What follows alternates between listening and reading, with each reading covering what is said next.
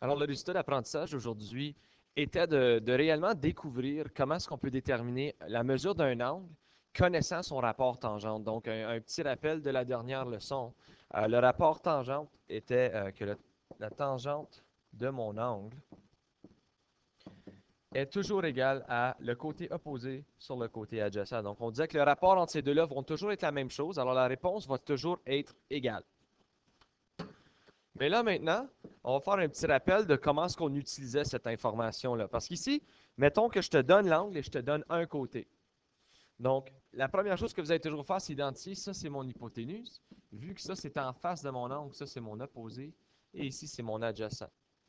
Donc, je sais dans ce cas ici que la tangente de 65 est égale à 5 sur x, parce que ça, c'est mon opposé sur mon adjacent.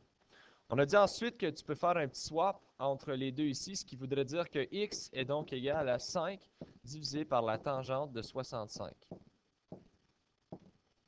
Alors ensuite, tu prends ta calculatrice et tu vas venir à bout de déterminer que x va être environ égal à 2,334 comme grandeur. Donc ici, j'aurais 2,334 dans mon triangle. Mais le défi arrive lorsque je ne connais pas l'angle. Okay? Ici, la tangente de l'angle est à 65, on te le donnait. Okay? Puis c'est le rapport qu'on ne connaissait pas. Maintenant, je connais le rapport. Je te dis, le rapport est 1. Bon, si tu veux, si pour ceux d'entre vous que ça vous semble compliqué parce que vous ne voyez pas, c'est comme dire 1 divisé par 1. OK? Mon opposé est 1, mon adjacent est 1. Fait que comment est-ce que je peux avoir un rapport de 1 quand j'ai tangente de x qui est égal à 1? Puis ça, c'est pas, je ne vais pas vous demander de faire des gros calculs mathématiques. La seule chose que je vais vous demander de faire, c'est que vous vous souvenez, c'est pas une division, pardon, c'est pas une multiplication. Il y en a d'entre vous qui sont portés à faire ça ici. Ce serait faux, parce que tangente ne multiplie pas x. Okay? Je vous ai déjà dit, c'est une fonction de x. Alors, ce que tu dois faire pour déterminer la valeur de ton angle, lorsque l'angle est l'inconnu, je vais l'écrire ici.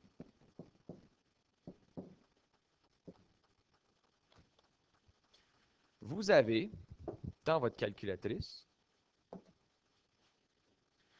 vous avez tangente. OK? Vous voyez, tangente est ici. Mais vous avez aussi l'option de faire une second ou inverse. Vous avez toujours ce piton-là qui existe dans votre calculatrice. Donc, moi, ici, c'est inverse. Et vous, ça apparaît probablement par-dessus votre tangente. Donc, vous avez tangente, mais par-dessus tangente, ça dit tan à la moins 1. Et tan à la moins 1, c'est la fonction contraire ou la réciproque de tan. Vous n'avez pas besoin de vous compliquer la vie avec qu'est-ce que ce mot-là veut dire en ce moment. Tout ce que vous avez besoin de savoir, c'est que pour éliminer tan, il faut que je fasse le contraire qui est tan exposé à moins 1 de tout ceci. Et ça va annuler mon tan. Il va juste me rester x. Mais si je le fais d'un côté, il faut évidemment que je le fasse de l'autre côté pour que ça demeure une égalité. Donc, voilà. Ce qui veut dire que je me retrouve avec x est égal au tan à la moins 1 de 1. Alors maintenant, ce que tu fais, tu prends ta calculatrice, tu fais tangente à la moins 1 de 1, et ça me donne que la réponse finale est 45. Donc ici, x va être égal à 45 degrés. Donc c'est tan à la moins 1 qui peut annuler mon tan pour seulement avoir l'angle x qui est mon inconnu.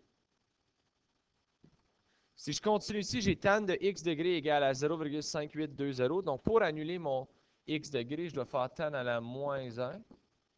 Donc les tangentes s'annulent, mais je dois le faire de l'autre côté aussi.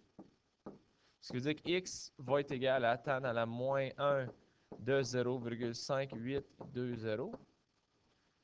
Tu prends ta calculatrice, 0,58, oh, 0,5820. Tu fais tan à la moins 1 de ce chiffre. Ça te donne 30,2 degrés. Donc, x est environ égal à 30,2 degrés. Si j'avais ici tan de x degrés est égal à 1,1123, encore une fois, tu dois faire tan à la moins 1 des deux côtés.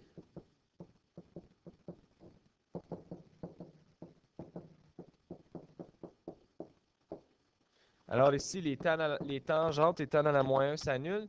Ça il me reste juste x est égal à tan à la moins 1 de 1,1123. Alors, je calcule ceci. Je vais avoir 1,1123. Je fais le tan à la moins 1. Ça va me donner 48,04 degrés. Donc, x va être égal à 48,04 degrés.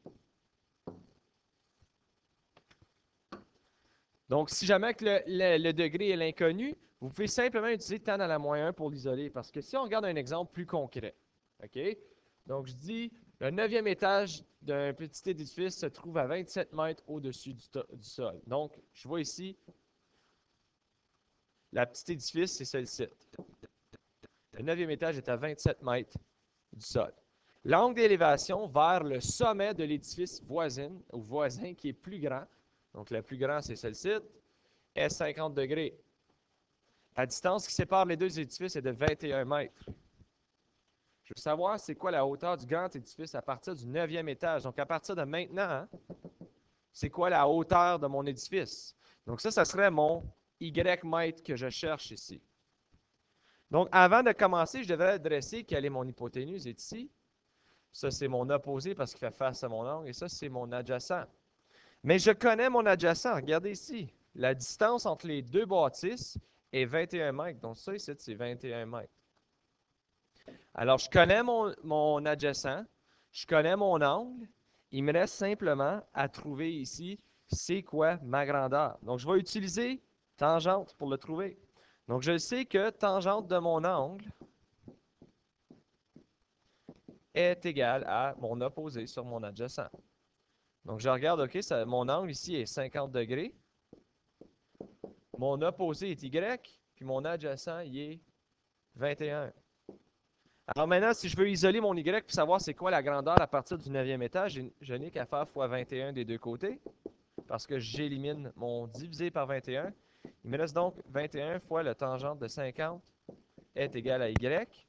Et si vous faites les calculs comme il faut, ça va vous donner environ que 25 est égal à mon Y. Pardon, 25 mètres. Donc ici, je sais que de là à là, c'est 25 mètres. Dans la partie B, on vous demandait c'est quoi la grandeur de tout l'édifice. Bien, c'est pas si compliqué que vous pouvez peut-être le sembler. J'ai trouvé que ça ici, c'est 25 mètres à partir du 9e étage. Puis la petite bâtisse est 27. Bon, ben, c'est 25 plus 27 pour savoir quelle est la grandeur totale de mon édifice. Ce qui va donc me donner à la fin de la run 52 mètres de hauteur pour tout mon édifice. Donc d'ici à là, 52 mètres. La prochaine question ici.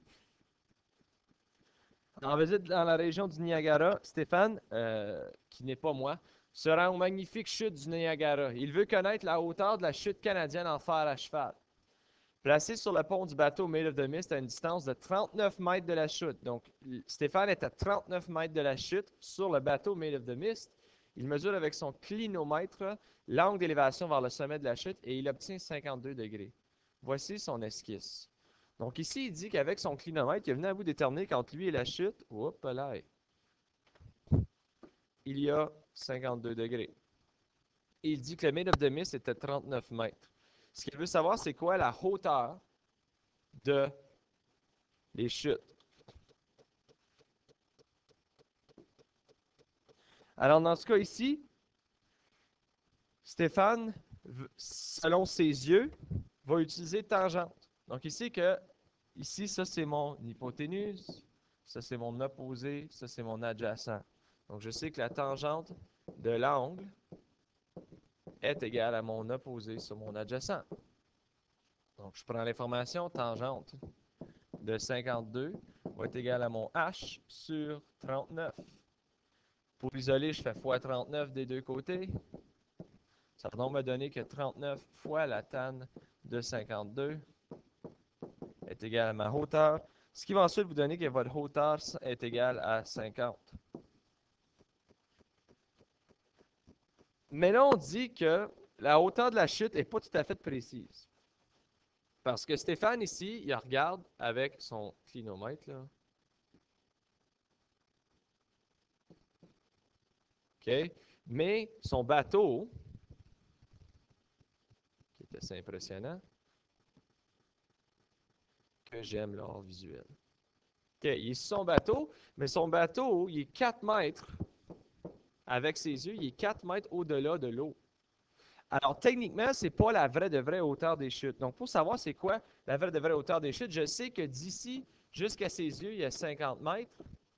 Donc, je dois ajouter le 4 mètres pour savoir réellement comment haut ce que c'est. Donc, ça va être 50 plus 4, qui va être égal à 54 mètres de haut.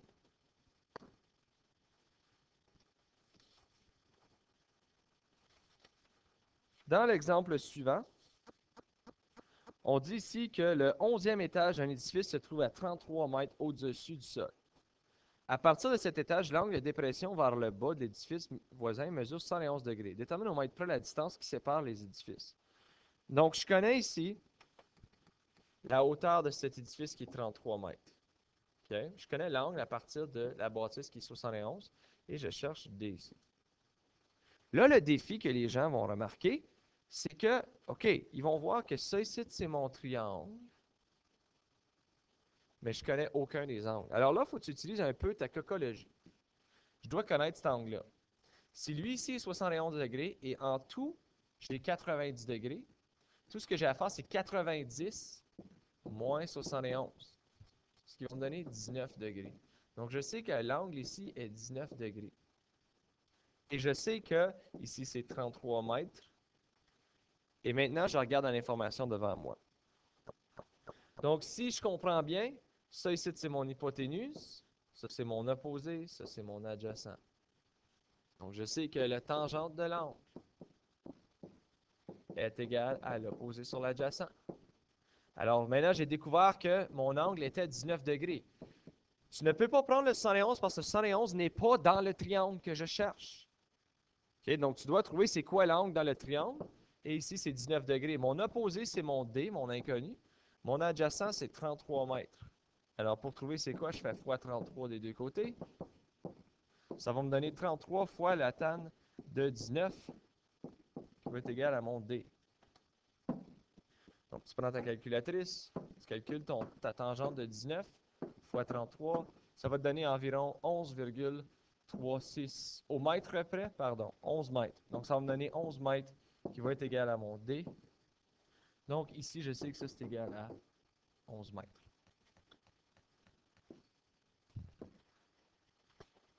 Le prochain exemple, dans l'île du Prince-Édouard, il est très commun d'apercevoir un phare au sommet d'une falaise. Le sommet d'un phare se trouve à 40 mètres au-dessus du niveau de la mer. L'angle de dépression vers un petit bateau est 24 degrés. Détermine la distance qui sépare la base de la falaise et le bateau, arrondir au mètre près. Donc ici, on dit le sommet d'une falaise qui va être ici. OK. Oups, d'un phare, pardon. Moses déface. Voilà. Le sommet d'un phare. OK. Il est 40 mètres au-dessus du niveau de la mer. Fait que le niveau de la mer est ici. Je sais qu'ici, j'ai 40 mètres. Et on dit ici, l'angle de dépression vers un petit bateau est de 24 degrés. Fait qu'ici, j'ai 24 degrés entre les deux. Je cherche à savoir c'est quoi la distance. Ici, on va l'appeler D. OK?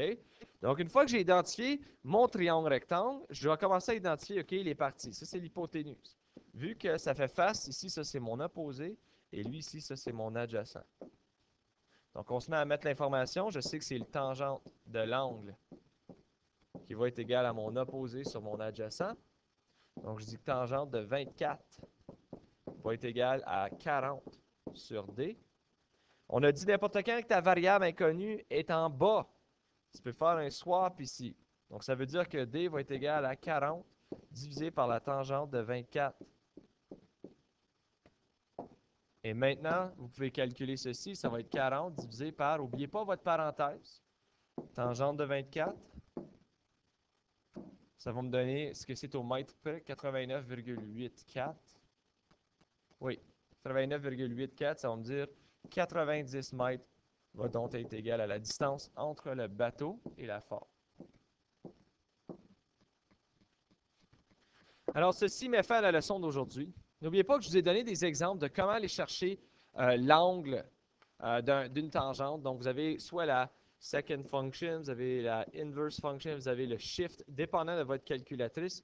Et ensuite, vous pesez sur le piton tan pour trouver c'est quoi l'angle en question.